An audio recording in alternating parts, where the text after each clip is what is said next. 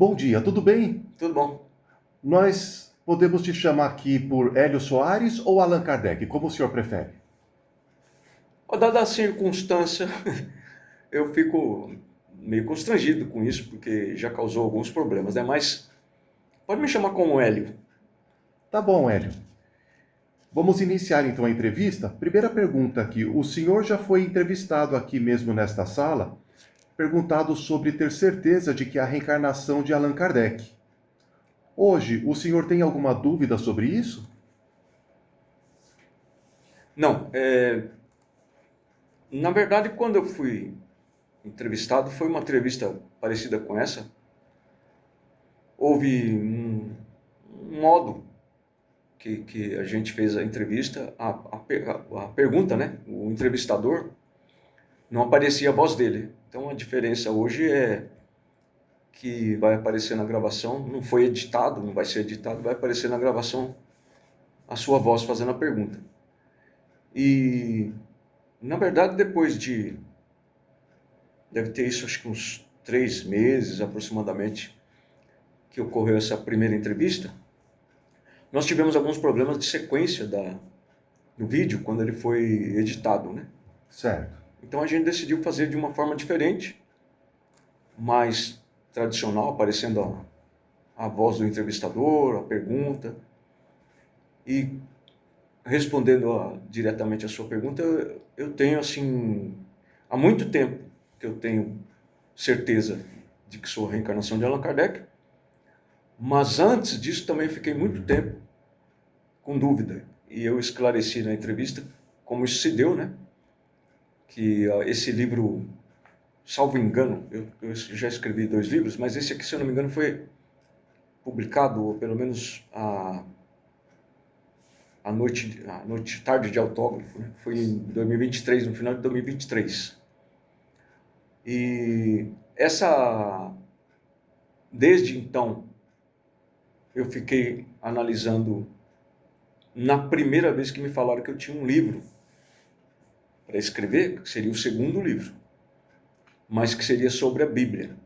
Mas eu não sabia muito bem o que era, e a principal dúvida era sobre mim, né? Se eu era mesmo a reencarnação de Allan Kardec, porque eu não me via tão, por assim dizer, graduado espiritualmente para fazer uma tarefa dessa. E isso atrasou o livro por 5 anos. Esses 5 anos, eu, com o meu ceticismo, que depois eu entendi que sempre fui assim, em outras encarnações também, esse meu ceticismo atrasou o livro 5 anos, e eu só comecei a ter certeza disso, até já falei sobre isso na primeira entrevista lá, que foi bem curtinha.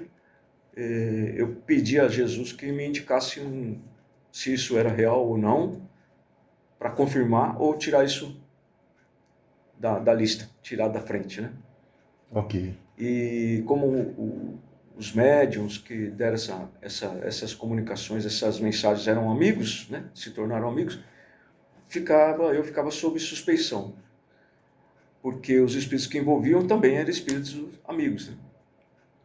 E depois que eu fiz a prece, começou a aparecer inimigo, muitos inimigos. A maioria dos inimigos eram papas da igreja.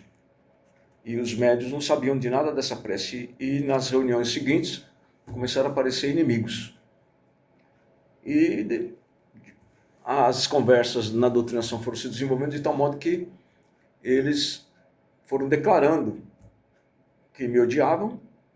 E eu não falei em momento nenhum que eu era Allan Kardec. E eles que ficaram afirmando, né, que eu sabia muito bem quem eu era, que eles me odiavam por isso.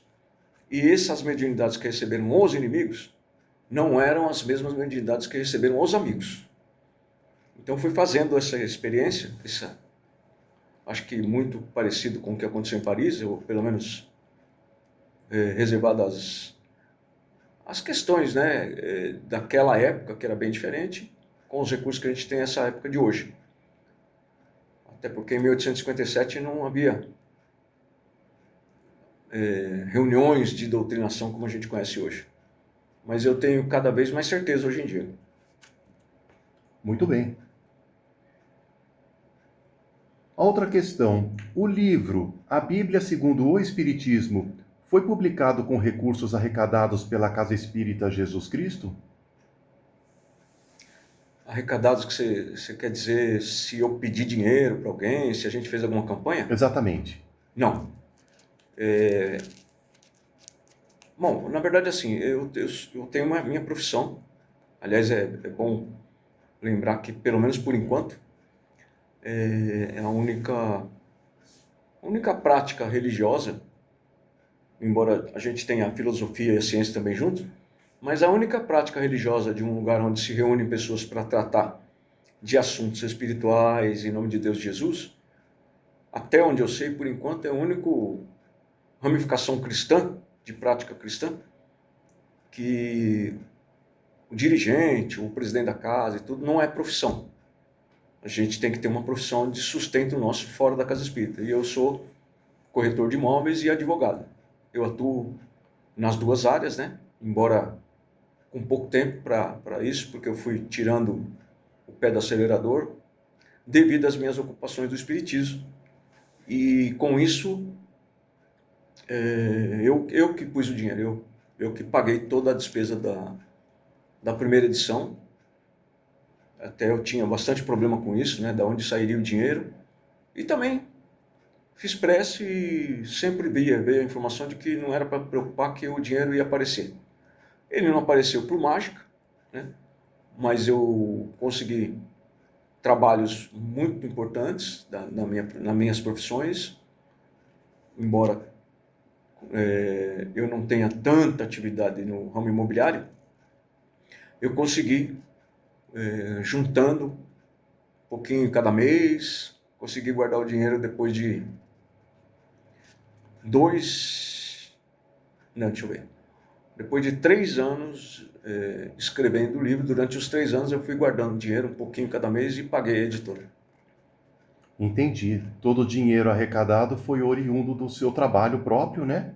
Então surgiu mais uma dúvida. O senhor está recebendo pelos livros? Eles estão em alguma livraria? Se esses livros estão sendo vendidos e o dinheiro vem para mim? Sim. Não, eles não estão em nenhuma livraria. Voltando só um pouquinho para começo de conversa, eu procurei editoras espíritas na época para querer publicar o livro. Sim. E nenhuma editora espírita me recebeu, nem me aceitou, e não tem problema nenhum. Com isso, essas editoras espíritas, que geralmente algumas delas estão vinculadas a alguma entidade, né?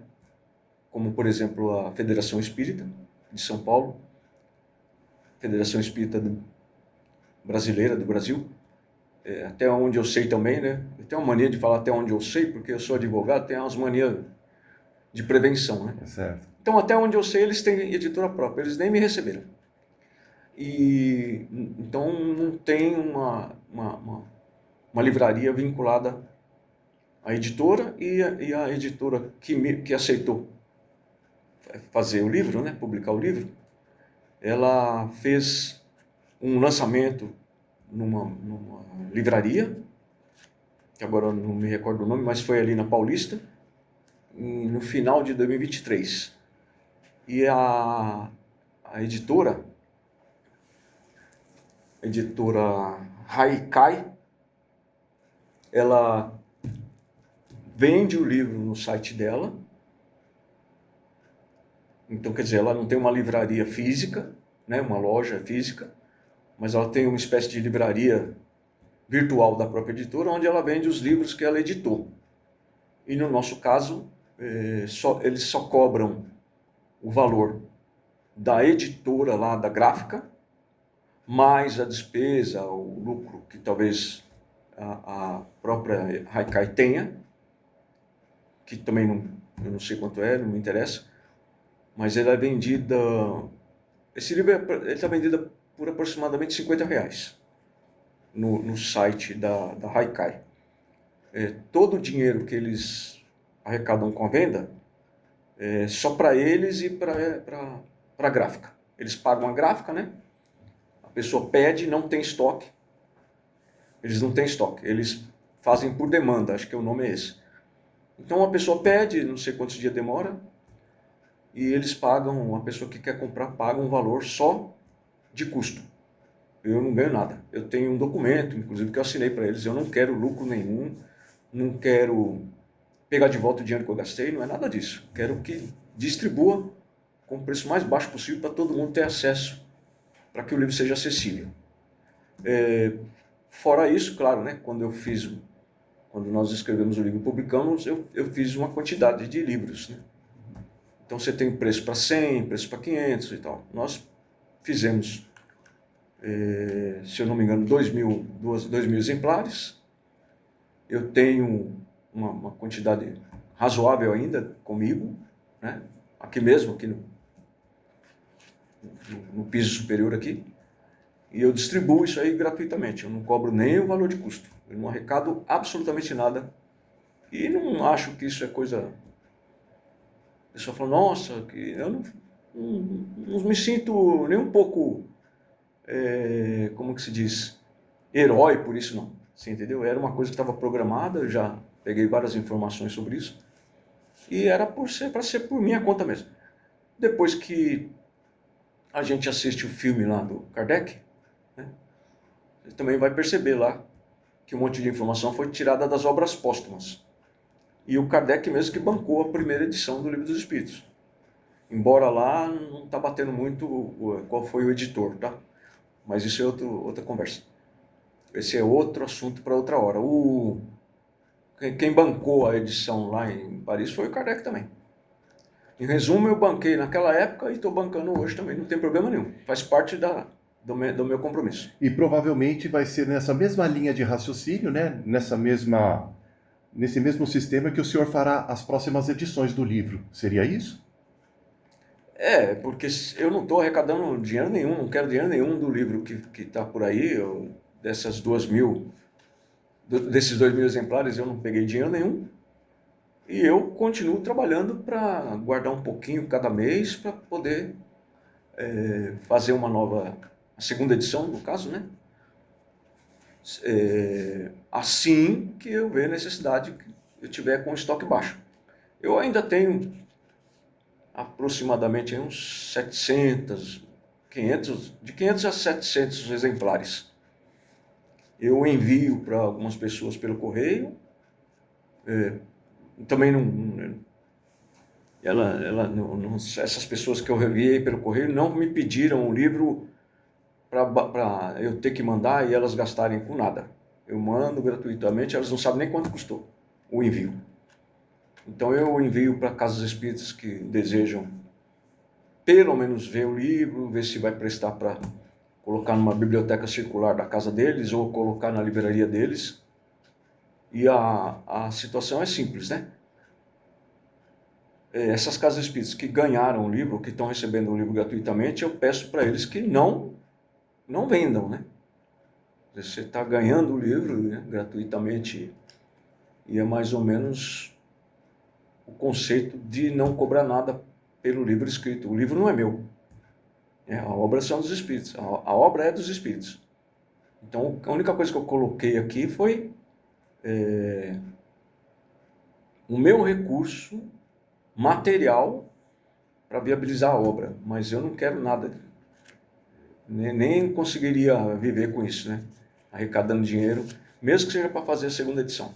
Na hora da segunda edição, eu acredito que vai ocorrer a mesma coisa. Eles vão me avisar e falar, não se preocupe com isso, você vai ter dinheiro para bancar isso aí. Eu acredito que Deus vai te ajudar com isso, como sempre te ajudou. Muito obrigado pela entrevista. Eu que agradeço.